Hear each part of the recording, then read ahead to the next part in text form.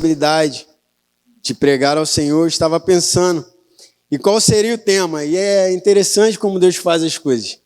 Na quarta-feira eu estava sentado ali e na hora que eu pensei nesse tema, a oração que aponta o propósito, o pastor Álvaro foi e falou. E eu, Senhor, não tem nem mais como eu não entender que é sobre isso. Esse é o propósito, é isso que o Senhor quer que eu ministre ao coração do teu povo, é isso que o Senhor quer ministrar ao meu coração no domingo à noite. E nós vamos justamente hoje estar falando sobre isso. A oração que aponta o propósito. Em nome do Senhor Jesus, todos vocês, todas as famílias aqui representadas têm um propósito a ser realizado, não apenas pelas suas mãos, mas através do Espírito Santo que habita em vocês. E a história que nós vamos compartilhar como exemplo de uma oração que aponta o propósito é uma história muito conhecida. Eu creio que praticamente todo mundo aqui que está aqui conhece essa história. E eu gostaria de separar três verdades. Três verdades sobre o propósito. Porque não nos basta apenas entender e receber o propósito, mas nós precisamos entender o processo que faz parte da caminhada no propósito. E a primeira verdade, primeiro direcionamento que eu quero trazer para vocês se encontra lá em 1 Samuel, no capítulo 1. Jéssica vai estar colocando para a gente. 1 Samuel, capítulo 1, versículos 6 e 7, diz o seguinte: Penina, a sua rival, a provocava continuamente, a fim de irritá-la, porque o Senhor a tinha deixado estéril. Versículo 7. Isso acontecia ano após ano. Sempre que Ana subia à casa do Senhor, a sua rival a provocava, e ela chorava e não comia. A primeira verdade que eu quero trazer para a igreja, que o Senhor trouxe ao meu coração sobre o propósito é: suporte o propósito, mesmo sem entender, através da oração. A gente conhece muito bem a história de Ana, a história daquela mulher que clamou por filho, que insistiu diante do Senhor pela bênção de se tornar mãe, mas que antes que essa bênção chegasse, ela passou por muitas coisas. Ela passou pela dor, ela teve que suportar a dor, ela teve que suportar a humilhação, ela teve que suportar o silêncio. E uma grande verdade sobre o propósito é que, às vezes, a gente não consegue compreender. Imagine Ana tentando compreender. Eu achei muito interessante o revelador quando a gente lê no texto que diz o seguinte: porque o Senhor a tinha deixado estéril. Eu procurei em outras versões e a ideia, a proposta é a mesma. Diz como que o Senhor a tivesse deixado estéril, ou que o Senhor não a permitisse a ter filhos. E às vezes na nossa caminhada cristã, às vezes na caminhada em cumprir ou procurar entender o propósito de Deus, existem coisas que nós não compreendemos. Porque imagine a situação de Ana. Casada, quando a gente pega a história aqui de Ana, casada, bem casada, com um esposo que a amava, com um esposo que fazia de tudo por ela, que demonstrava o seu amor por ela. Eu entendo e acredito que Ana era uma esposa esforçada, uma esposa dedicada, uma esposa que buscava cumprir o seu papel no seu lar, que buscava cumprir as suas obrigações na sua casa, que buscava cumprir as suas obrigações com o teu esposo, com o teu marido, mas que tudo que ela queria era apenas ser mãe, mas não conseguia. Eu entendo, e a história me leva a acreditar que era uma mulher de fé, devota ao Senhor, que cumpria os rituais judaicos, que cumpria as suas obrigações religiosas, mas que tudo que ela queria era ser mãe. Mas que isso também não era possível. E não bastava apenas não ser possível esse sonho de ser mãe, como várias aqui são hoje, ela ainda precisava passar por humilhação, precisava passar por dor, precisava, eu creio que constantemente, ter uma pessoa ali, como quem diz, futucando a sua ferida, cutucando aquilo que mais a entristecia, que mais a magoava. Então, igreja, como é complicado, às vezes, entender o propósito de Deus. Como às vezes se torna complicado a gente ter essa dimensão da totalidade do que Deus quer pra gente. Porque às vezes você quer muito algo. Às vezes não é um filho como Ana pediu, mas às vezes é um emprego.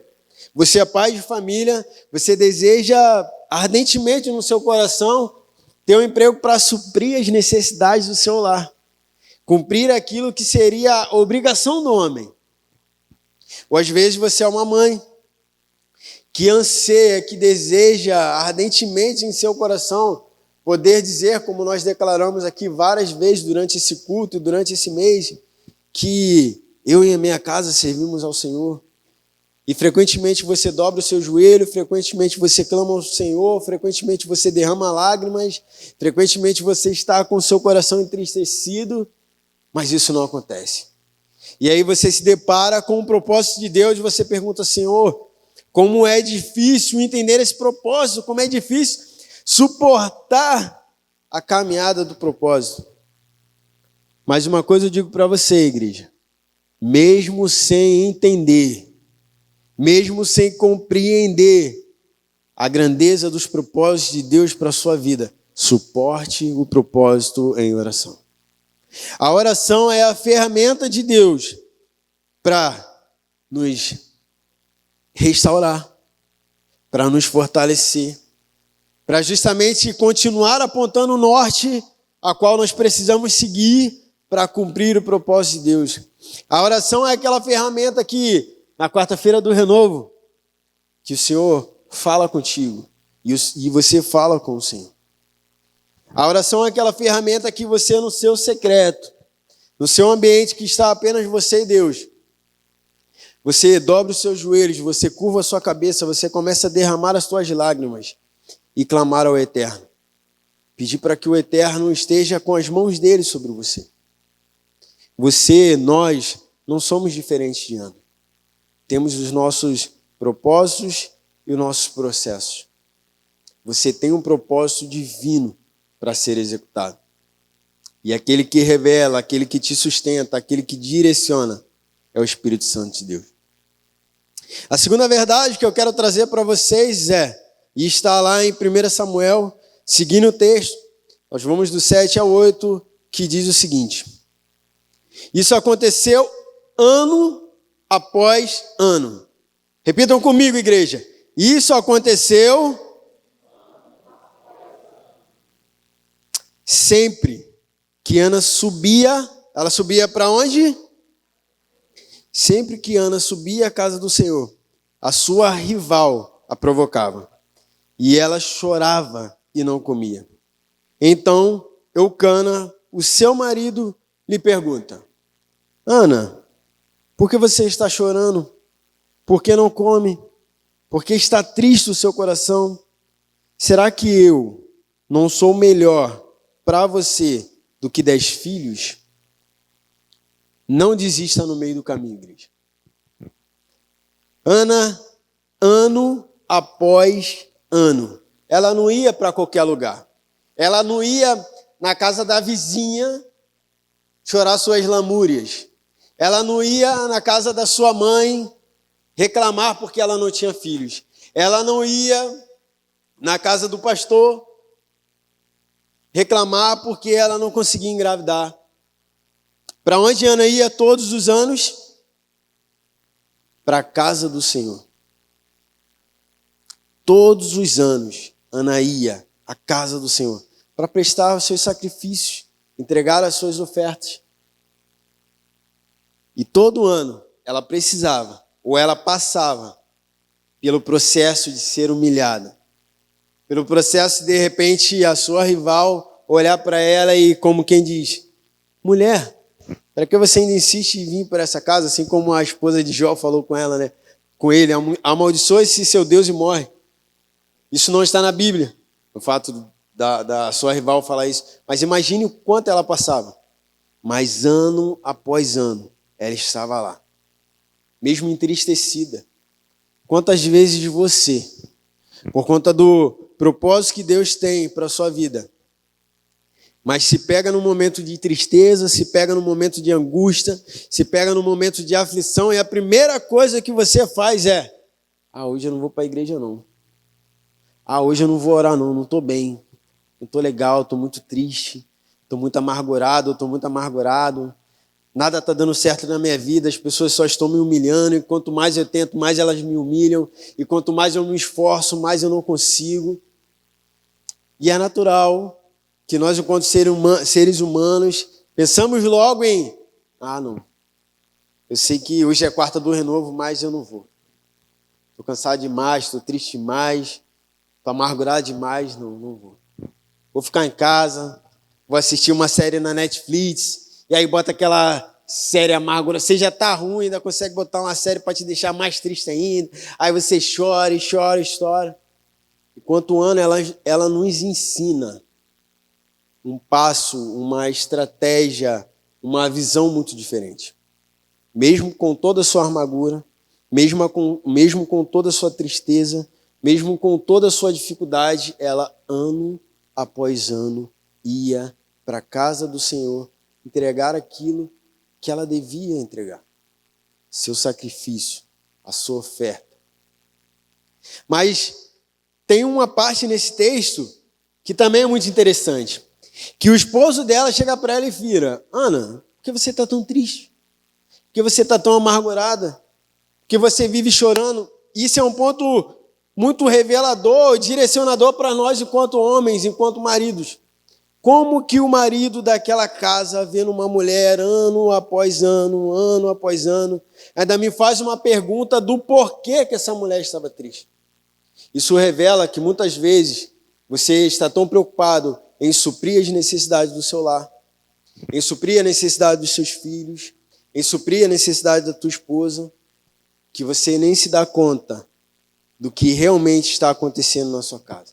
Que você nem se dá conta que o grande propósito da sua família, aquilo que Deus quer revelar para você, não tem acontecido. E pior, a sua família está definhando, está morrendo, está triste, está amargurado. E tal qual como Ana, aquele homem também ia todos os anos para a casa do Senhor entregar a sua oferta. Mas quem sabe qual era a oração que aquele homem fazia? Quem sabe o quanto ele estava se prostrando diante da presença do Senhor? Quem sabe sequer se ele realmente compreendia o propósito de Deus para a sua família? E isso revela algo muito sério para nós enquanto igreja. Porque às vezes você também, mesmo triste, mesmo amargurado, está aqui na quarta, está aqui no domingo de manhã, está aqui no domingo à noite, mas mesmo com toda essa rotina, mesmo com todo esse cumprir de protocolo, ainda não compreendeu o que Deus tem para você. Ainda não compreendeu o que Deus quer revelar para você referente ao propósito da família. E por conta disso, provavelmente, você está desistindo no meio do caminho. Por não compreender, por não orar e clamar ao Senhor, o peso do processo, o peso da caminhada, está o fazendo desistir no meio do caminho. Mas em nome do Senhor Jesus, essa noite vai ser uma noite no qual o Senhor vai renovar as tuas forças, vai abrir os teus olhos espirituais, vai abrir o teu entendimento para compreender que você é peça fundamental para o propósito que Deus tem para a sua família. Ana permaneceu em oração, ela não orou, e aí a gente começa a compreender o porquê de Ana não ter desistido no meio do caminho. Ana, ela não ora apenas por um filho. E aí eu faço uma pergunta para você enquanto igreja. Quem aqui lembra da oração de Ana? Levante a mão para mim. Ninguém lembra da oração de Ana? 3 pessoas. Eu te convido a em casa, eu não vou ler aqui, mas em casa você lê sobre a oração de Ana. Ana não pede apenas por um filho, ela ora por um propósito. Ana, ela não pede apenas para que, Senhor, me dá um filho para que eu possa carregá-lo, mimá-lo, para que eu possa amamentá-lo, para que eu possa jogar na cara da minha rival, que agora eu sou mãe, que agora eu também tenho um filho, que agora ela não pode mais zombar de mim, que agora ela não vai mais me ver triste, que agora ela não vai mais me ver amargurada. Ana, ela pede por muito mais que isso. Ela pede por um propósito. E um propósito que não ia apenas refletir na tua família, mas ia refletir por gerações. Glaucio falou isso aqui. Os propósitos da sua vida enquanto aquilo que Deus revela não é apenas para impactar na tua casa, no teu lar, na vida do teu esposo, na vida da tua esposa, na vida dos teus filhos.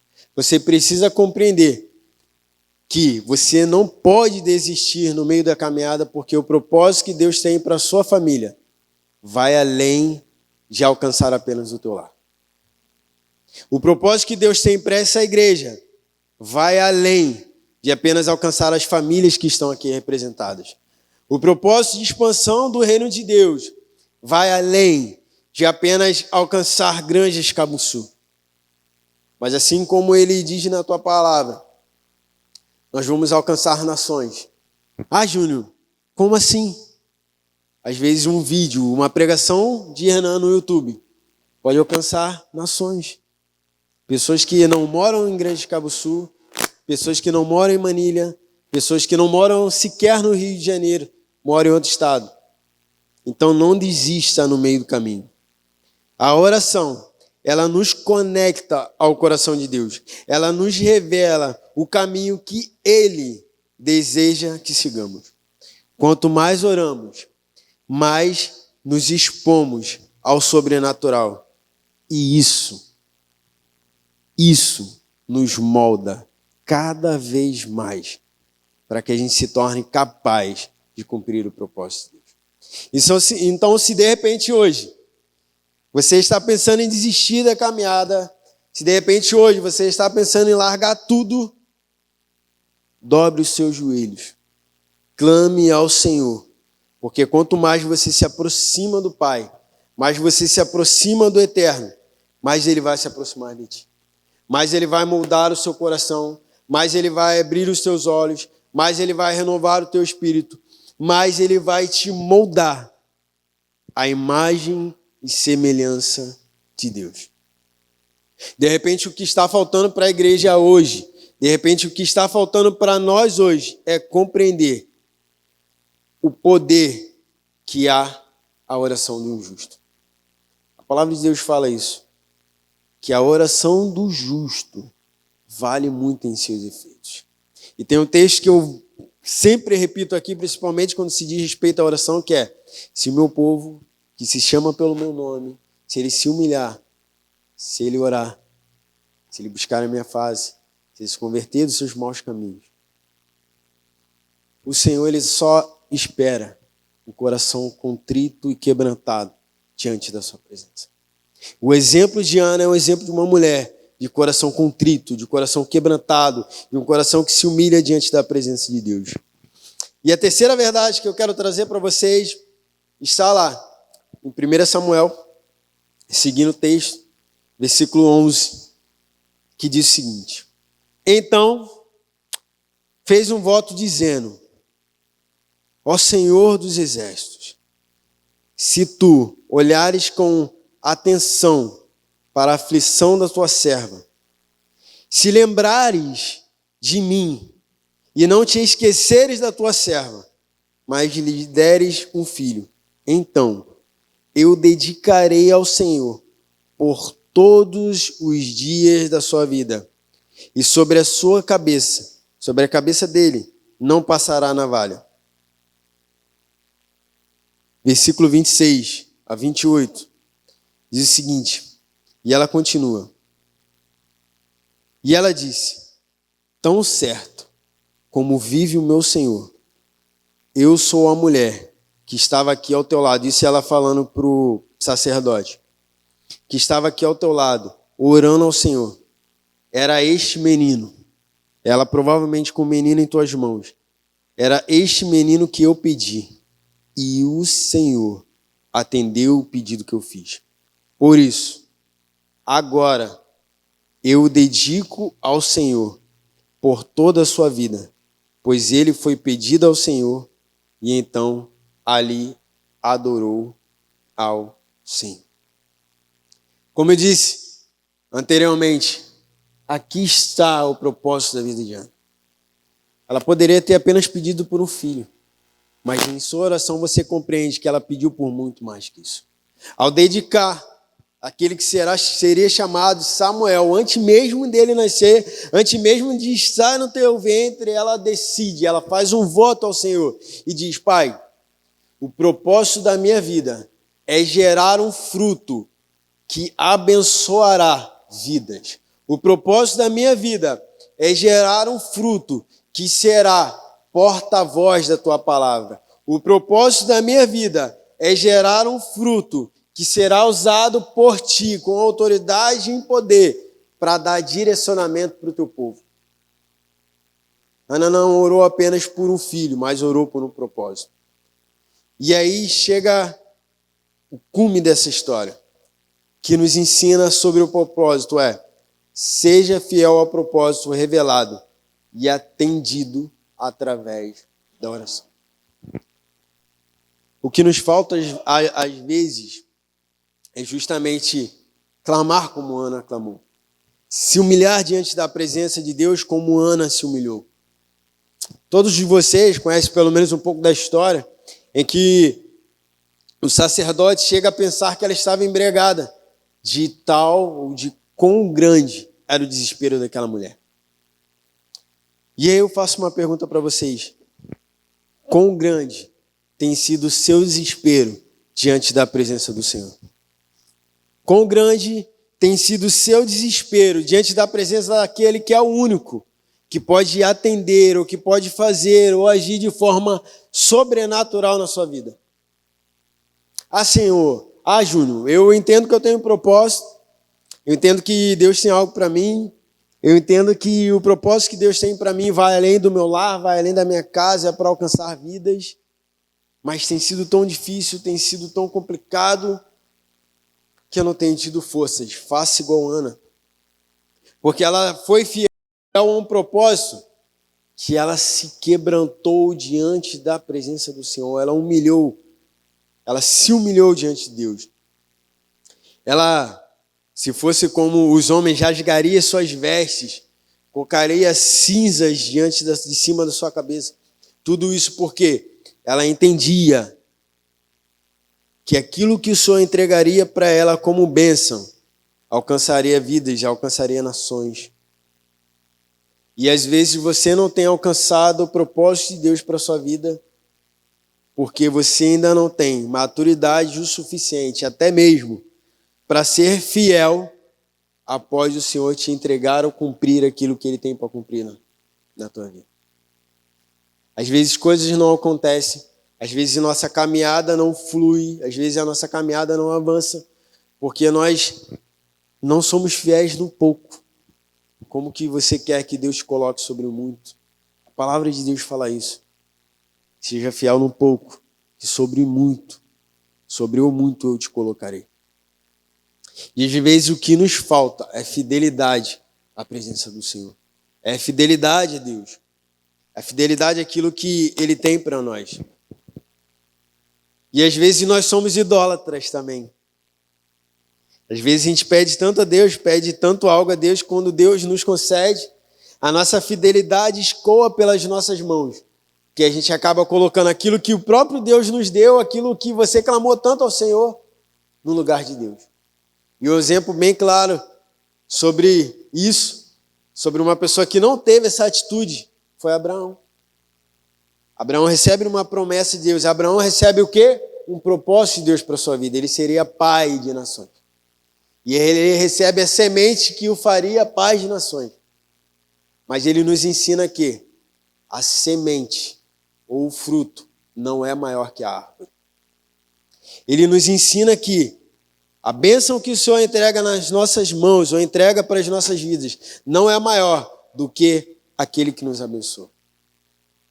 A fidelidade a Deus, ela tem que vir, independente daquilo que o Senhor nos entrega ou não. Porque o Senhor poderia muito bem ter chegado para Ana e falado: Ana, eu te fiz estéril, você continuar estéril e que minha graça te basta. Assim como o Senhor falou para Paulo: a minha graça te basta, Ana. Você já tem uma família, você tem um esposo que te ama, você tem um esposo que dá em dobro para você do que ele dá para sua outra esposa.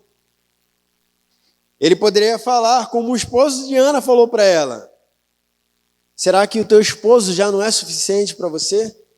Será que ter um bom lar já não é suficiente para você?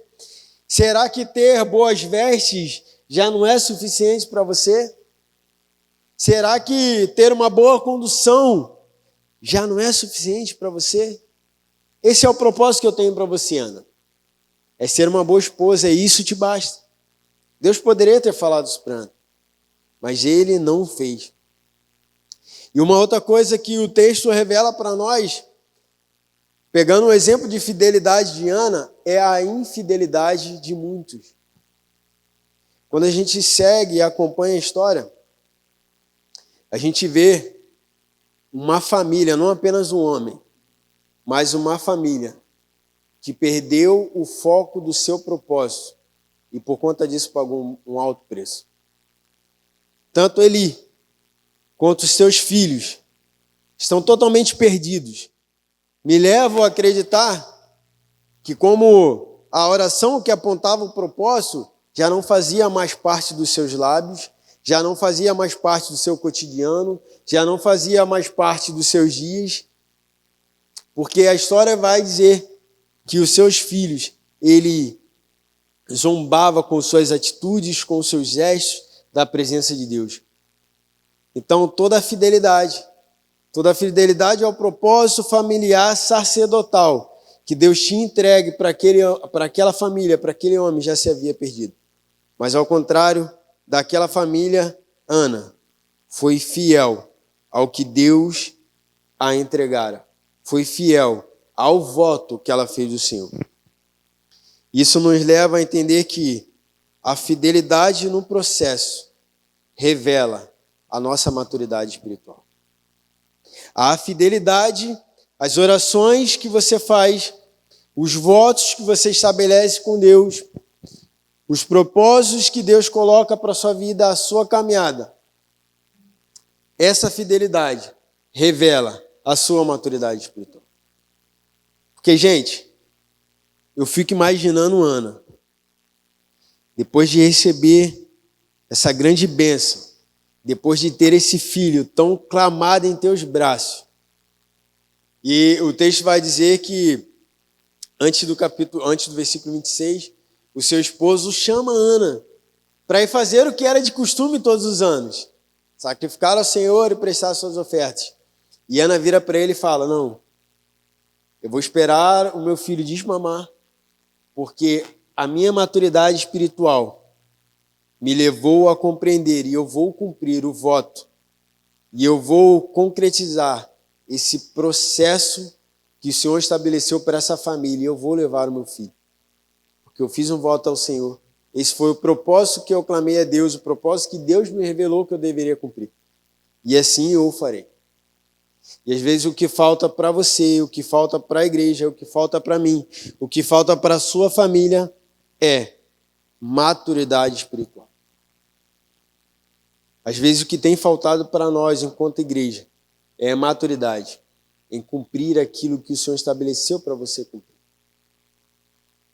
É muito fácil, gente, vir para cá às quartas, é muito fácil vir para cá nos domingos de manhã, é muito fácil vir para cá no domingo à noite.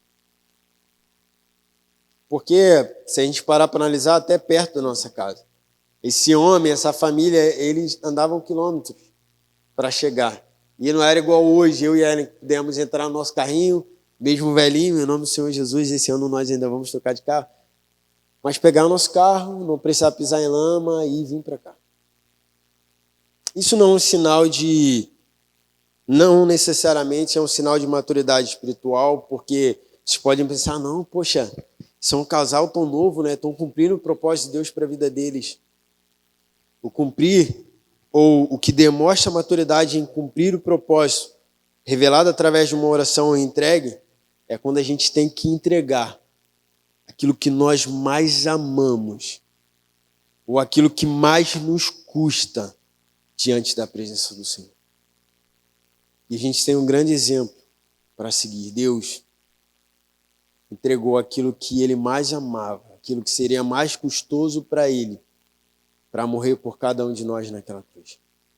Isso vai revelar a tua maturidade espiritual. Quando você conseguir entregar aquilo que mais é valioso para você diante da presença de Deus. Porque aquilo que realmente é valioso para você é a presença dEle, não aquilo que Ele te concede. Nessa noite, eu até chamei minha mãe, mas ela falou que estava muito nervosa para contar o testemunho. Mas não sei se todos aqui sabem um pouco da minha história, sabem um pouco do meu processo, sabem um pouco que minha mãe teve que passar. Eu sempre, quem me conhece aqui sabe que eu fui criado dentro da igreja praticamente, desde garotinho. Aprendi a tocar bateria, aprendi a tocar violão, comecei a cantar. Eu até hoje cantei, minha primeira música na igreja foi Os Galhos Secos. Mas por um determinado momento na minha vida eu me afastei. Como quem diz aí, chutei o balde. Fui querer viver vida louca, fui querer curtir minha vida, fui querer curtir minha juventude, tá aí, garotados, adolescentes. Fui querer desfrutar do mundão. Porque afinal, o mundo me oferecia coisas que aos meus olhos eram muito agradáveis. Coisas que para minha carne pulsavam, chorravam, como quem diz, isso é o melhor para mim. E eu imagino minha mãe, de repente, olhando aquilo que seria a bênção dela, aquilo que de repente seria o propósito dela enquanto mãe, sendo perdido pelas veredas da vida, escoados e entregue às mãos de Satanás. Mas no momento dela, ela compreendeu, como Ana, que o Senhor que tinha concedido a bênção de ser mãe, o Senhor que concede vida, é dele e para ele todas as coisas. E eu lembro que, com todo esse meu processo, toda essa minha caminhada, eu tive a oportunidade de ser agraciado e achado por Deus novamente, uma oportunidade de voltar para as veredas da justiça, veredas de Deus. E aí, quando eu retornei para o Rio de Janeiro, minha mãe chegou para mim e falou o seguinte, que nas suas caminhadas de oração, nas suas caminhadas de entender o propósito de Deus, nas suas caminhadas de suportar o propósito mesmo sem entender tudo aquilo que Deus queria, de não desistir no meio do caminho, ela chegou para Deus e falou, Senhor, o filho fisicamente pode ser meu, mas antes de ele ser meu era do Senhor. Então, da mesma forma que o Senhor me deu, eu te devolvo. Faça com ele o que o Senhor tiver que fazer. Faça com ele o que o Senhor achar de melhor. Porque a minha obrigação é cuidar. Mas aquele que norteia, aquele que transforma, aquele que convence, e agora eu estou usando um pouco das minhas palavras, aquele que realmente tem poder para transformar a vida de Júnior é o Senhor. Então hoje eu te devolvo meu filho. Faça com ele o que o Senhor achar de melhor. Eu, vendo esse testemunho da minha mãe, eu imaginei Ana dobrando seus joelhos e clamando. Imagine se Samuel se desvirtuasse de todo o propósito que Deus tinha entregado para Ana. Eu imagino Ana dobrando seus olhos falando, Senhor, o mesmo Deus que me concedeu o milagre de ser mãe, me concedeu o milagre de gerar esse fruto, é poderoso para transformar a vida do meu filho. Foi isso que minha mãe acreditou. O mesmo Deus que transformou a minha vida é o Deus que pode transformar a vida do meu filho. E nós precisamos disso, igreja. Nós precisamos, através da oração, clamar ao Senhor para que Ele cumpra o propósito que Ele tem para a sua vida. E é interessante que eu estava com algo ardendo no meu coração para essa noite, e Renan começou isso, porque Deus tinha colocado, eu entendo que Deus tinha colocado no meu coração em convidar as mães para orar pelos seus filhos. Convidar as mães para, assim como Ana, clamar pelos seus filhos. E não apenas as mães, mas os pais. Vocês são autoridade espiritual no lar de vocês. Às vezes o seu filho está nas drogas, às vezes o seu filho está na prostituição, às vezes o seu filho está perdido, às vezes o seu filho não está mais aí sentado do seu lado, porque você não tem se posicionado como Ana, entendendo o propósito, entendendo que o seu filho, assim como a palavra que Renan usou, o Senhor tinha colocado no meu coração, o seu filho é uma flecha, é uma lança nas mãos do Senhor para se alcançar as vidas que estão perdidas.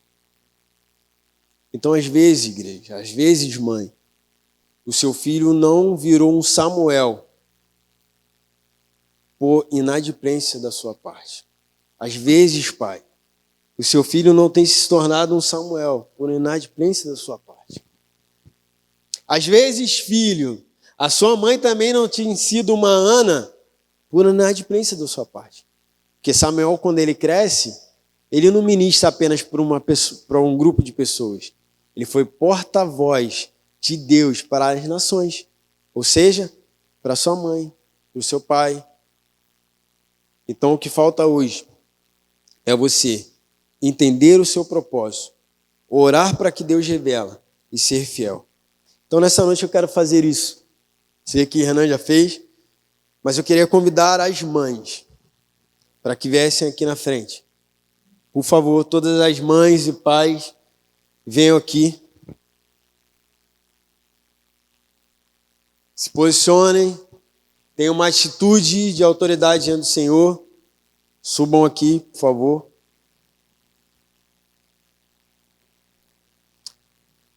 As mães estão vindo? Ah, Júnior, minha mãe não está aqui. Meu filhinho está lá na classe. Em nome do Senhor Jesus, nós vamos orar. Por eles também, o Senhor vai alcançá-los. Adolescentes, jovens, adultos que são filhos, fora vocês que estão aqui em cima, por favor, se direcione aqui, se prostrem aqui diante do altar do Senhor, dobre os seus joelhos. Nesse momento nós vamos fazer uma oração. Vocês, enquanto autoridade espiritual do lar de vocês, vocês vão estender as mãos de vocês, e aí eu peço que vocês entendam isso que vocês estão fazendo. Peço que vocês compreendem essa responsabilidade que vocês têm. Não é apenas um mover, não é apenas, para que isso tudo? Não, vocês precisam compreender o que vocês estão fazendo no mundo espiritual. Da mesma forma que às vezes nós demos legalidade espirituais para que, ao declarar que você não presta, que você é um maldito, que você é burro, que você não vai servir para nada, da mesma forma que muitos pais têm declarado palavras de maldição sobre a vida dos seus filhos, nessa noite, vocês, com a autoridade que o Espírito Santo de Deus deu a cada um de vocês, vocês vão declarar palavras de bênção, palavras de autoridade, palavras que vão mudar destinos aqui nessa igreja e na vida desses jovens, dessas crianças, desses adolescentes, desses adultos que estão aqui. Então, que nesse momento vocês estendam as suas mãos e vocês, filhos, se dobrem os seus joelhos diante de reconhecimento de autoridade dos seus pais que estão aqui em cima.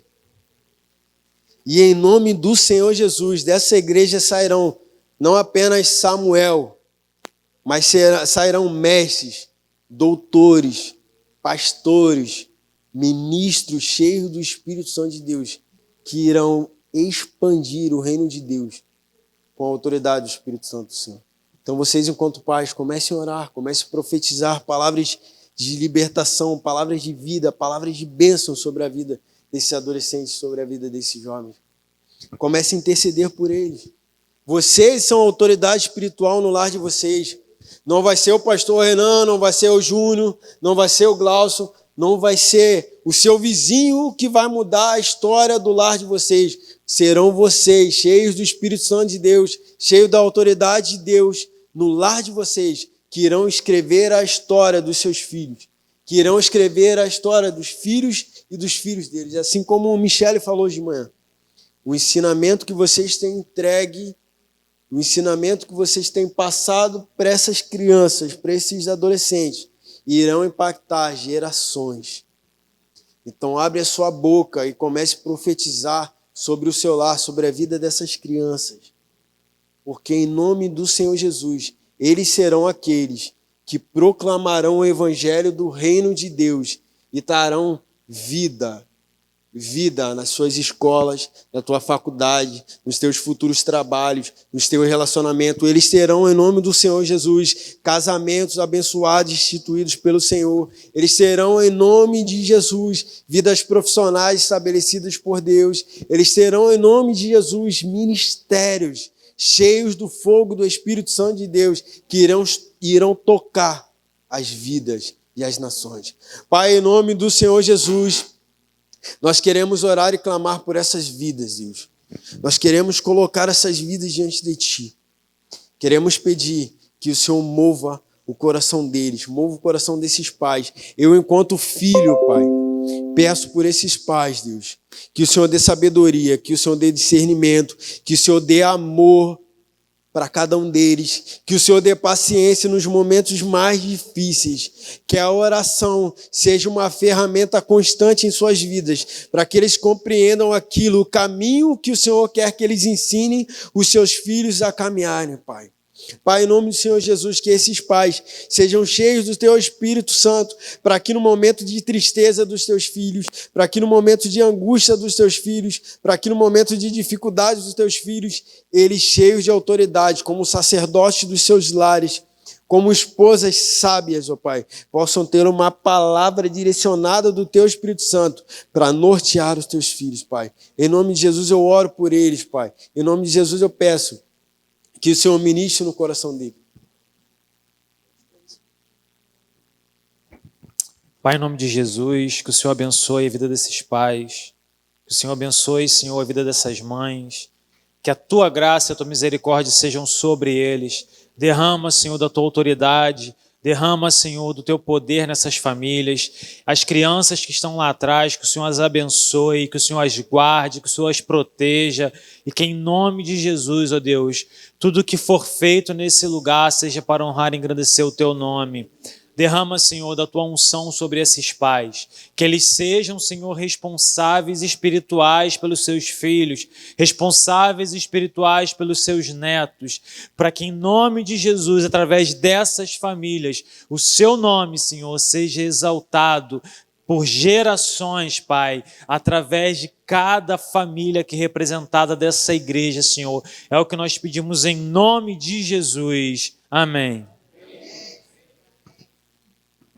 Que ao descer, vocês enquanto pais, enquanto mães, possam abraçar essas crianças, vocês enquanto filhos possam abraçar esses pais, e aqueles que o seu papai e a sua mamãe não estão aqui, que essa oração possa alcançar o coração deles, e que um dia, em nome do Senhor Jesus, eles estejam aqui também, sendo abraçados pelo Espírito Santo de Deus, sendo abraçados por vocês.